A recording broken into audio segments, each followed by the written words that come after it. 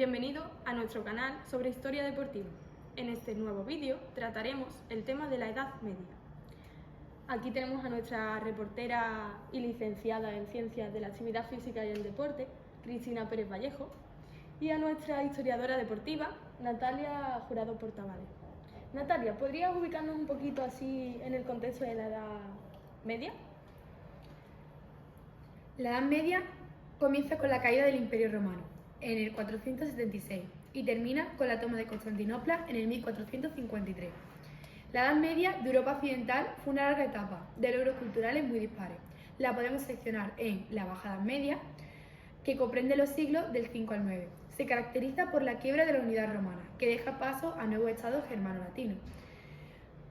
Continuamos con la era feudal, que comprende los siglos del 9 al 13, fracasando el intento de recomponer la unidad, y la Iglesia alcanza la culminación de su prestigio. Aquí es donde podemos encontrar las cruzadas. Y por último, la Baja Edad Media. Comprende los siglos del 13 al 14, donde finalizan los tiempos medievales y podemos notar cambios que cambian los órdenes de la vida y presagian la proximidad de la Edad Moderna. Interesante. Cristina, ¿podrías ampliar un poquito más con las características sobre la Edad Media?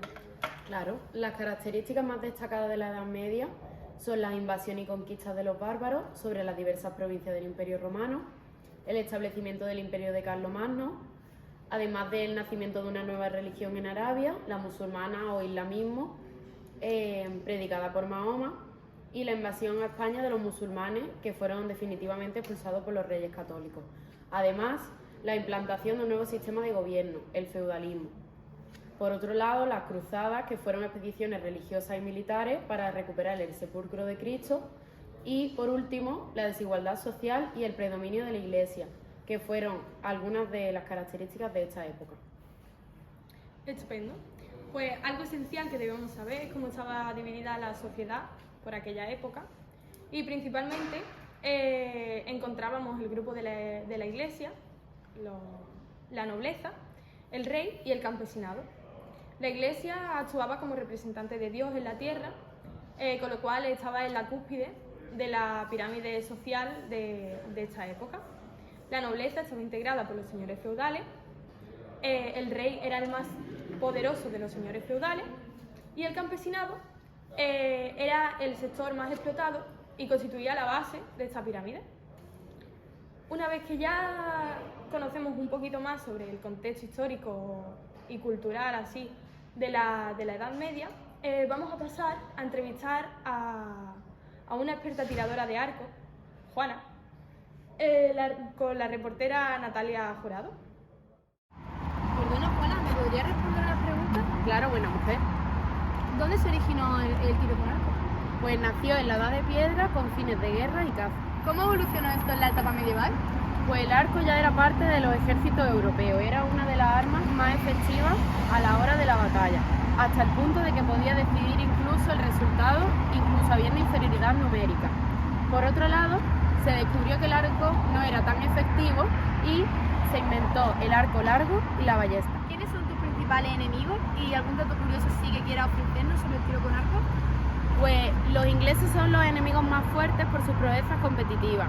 Y así como dato curioso era que los arqueros eran los soldados más mal pagados por el precio tan barato de los arcos y las flechas. La caza fue una de las distracciones favoritas de los soberanos en la Edad Media. Era el ejercicio principal. Podemos distinguir entre caza mayor y caza menor. La primera se realizaba a caballo, con una lanza y con perros. Los jabalíes y animales de gran tamaño eran cazados con lanza desde el propio caballo. Los objetivos de la caza eran la alimentación de los ejércitos, la eliminación de ataques de depredadores y la obtención de un beneficio económico. La caza menor consistía en el ataque a animales más pequeños. En la Edad Media se origina la cetrería, que consistía en amaestrar a las aves para que cayeran hábilmente en picadas sobre algunas presas y así poder capturarlas.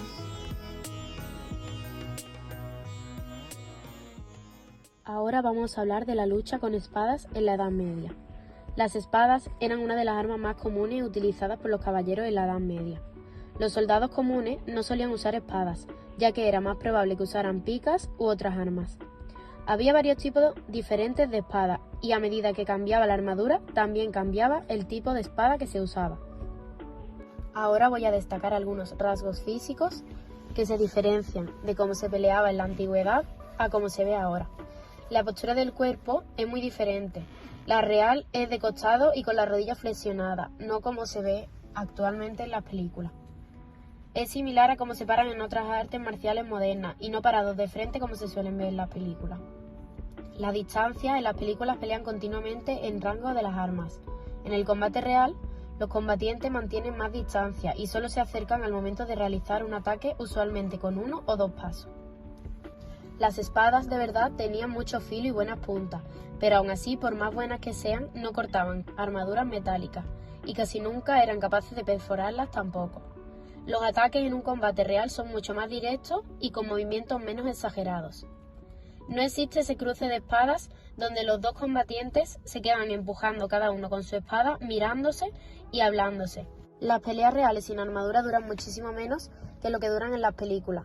Las peleas en armadura tenían muchísimo más de cuerpo a cuerpo, palancas, derribo, etc.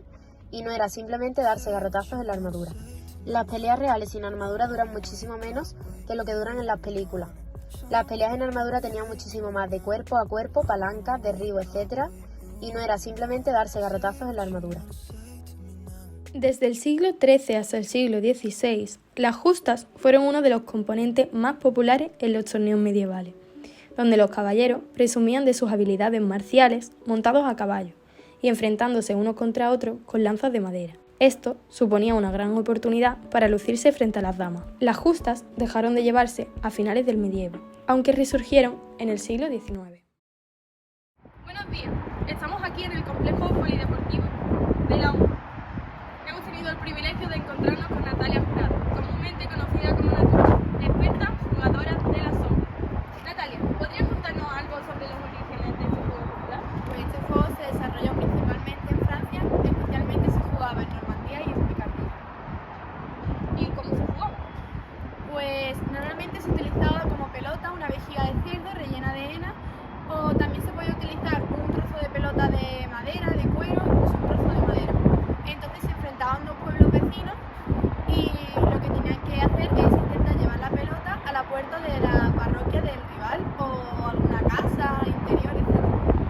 ¿Podrías contarnos algún dato curioso así de este juego? Pues los terrenos de juego eran tan grandísimos que incluso a veces pillaban ríos, arboledas, bosques, etc. Y también era un juego muy violento debido a la defensa del rival para que el otro no pasara la pelota. Entonces se producían muchísimos huesos rotos, muchas bajas, etc. Muchas gracias por quedaros hasta el final del vídeo. Denle like y suscríbanse.